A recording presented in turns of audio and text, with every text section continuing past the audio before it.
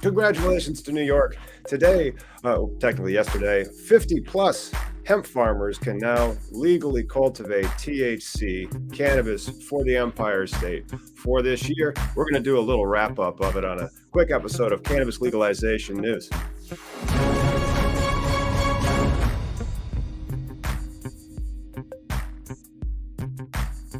Hey everybody, my name's Tom. I'm a cannabis lawyer out at Illinois, but I have news from New York. 52 licenses are the first granted for New York's adult use cannabis program. And these licenses are for a very insular and select group of people. You had to have been a hemp farmer in the state of New York to have qualified. But over 150 people did actually apply, and 52 of them have been issued. The other 150, they may have some issues in their very brief conditional generic application that any hemp farmer can go do right now for just $2,000, and you have until June 30th. So please go ahead, hurry up and get that on file, and then go visit us over at cannabisindustrylawyer.com or collateralbase.com, as you then have deadlines that start. And the first one is your security and your schematics. And so like your layout of the cannabis farm that you're allowed to have on up to a whole acre outside, that's 43,000 plus square feet, or you could have a 25,000 square foot greenhouse, but only 20 lights. So what does that mean? Is that going to be enough? Why don't you give us a call over at Cannabis Industry Lawyer?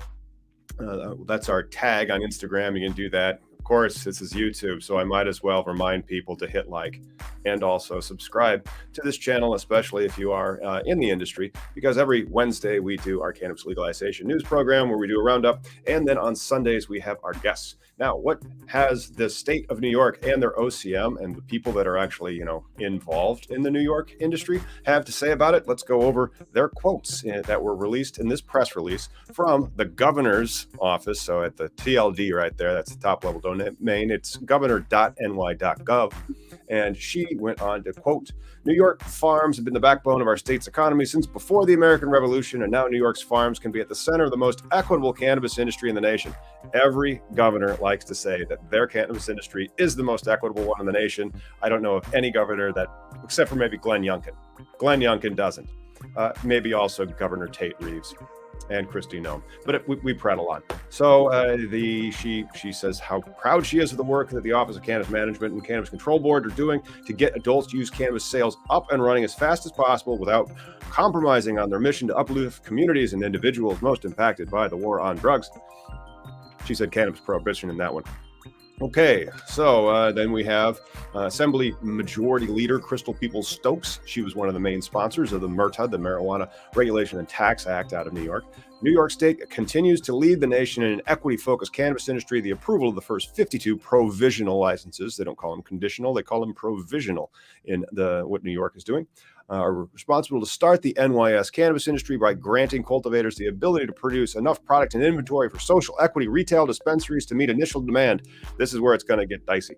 How do we get those social equity retail dispensaries open in a short order? Because as you are aware, Croptober is going to be lit in New York this year.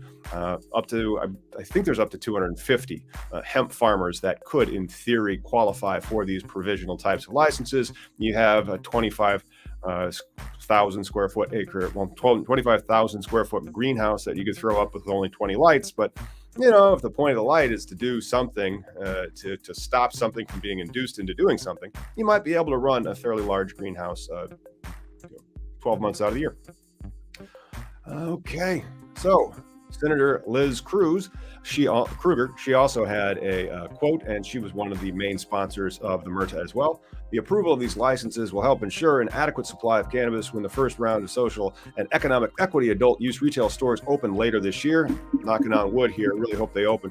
It will also prioritize New York farmers and environmentally sustainable agricultural practices. That was a lot of the actual application, that those New York farmers are now on deadlines, 1 month, 6 months, 12 months, 2 years.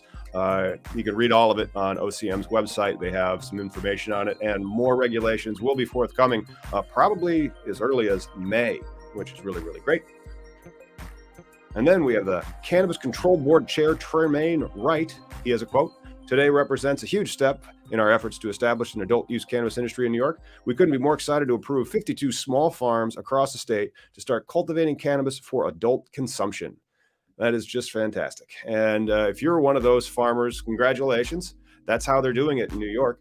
They do it all sorts of different ways. Maybe in your state, you have a very small amount of grows that cost a lot more money than just farming hemp.